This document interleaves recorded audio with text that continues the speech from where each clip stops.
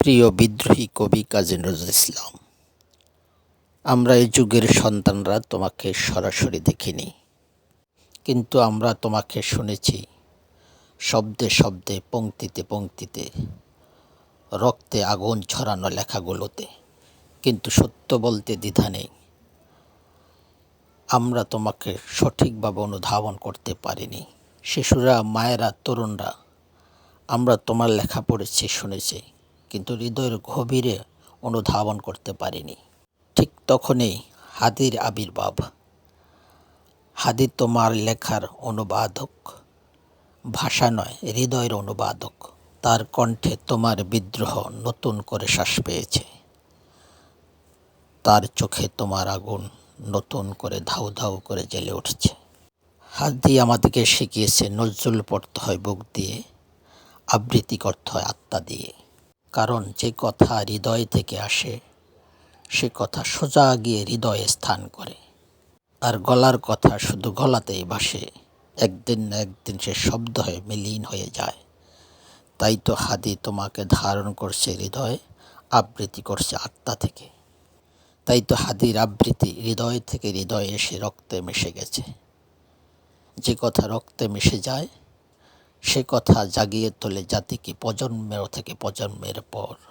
হাদি পেরেছে তোমাকে জাতির শিরায় শিরায় মিশিয়ে দিতে, ঘুমন্ত চেতনাকে নাড়িয়ে দিতে, নিরাশ ভিড়কে জাগরণে জাগিয়ে তুলতে।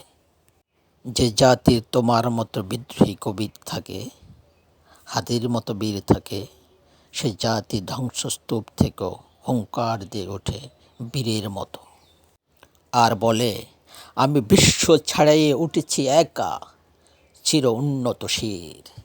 আজ তোমরা জাতির দুই সূর্য সন্তান পাশাপাশি শুয়ে আছো নীরবতায় ঢাকা। একজন কলমের বিদ্রোহ, আরেকজন কণ্ঠের বিদ্রোহ। দুটি আগুন, দুটি আলোর উৎস। আমরা বিশ্বাস করি এ পৃথিবীতে যাদের কণ্ঠ রুদ্ধ করা হয়েছিল, যাদের বুক চেপে ধরা হয়েছিল, সকল নির্যাতিত মানুষের দীর্ঘ শ্বাস আর দোয়ায় আল্লাহ পাক নিশ্চয়ই তোমাদের স্বর্গের কোনো প্রশান্ত করিডোরে তোমাদেরকে বসিয়েছেন। সেখানে তোমরা দুইজন স্বর্গীয় আলাপে মগ্ন। নজরুল বলছেন বিদ্রোহীর পংক্তি, আর হাদি শুনিয়েছেন সেই পংক্তির অন্তর্নিহিত আগুন, ব্যথা আর দায়। আজ তোমাদের কবরের পাশে দাঁড়িয়ে আমরা কাঁদি, কিন্তু ইতিহাস দাঁড়িয়ে মাথা নোয়ায়।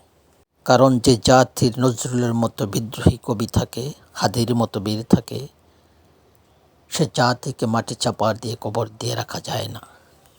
তোমরা দুজন পাশাপাশি শুয়ে আছো, আর তোমাদেরকে পাহারা দিচ্ছে এই জাতির বিবেক,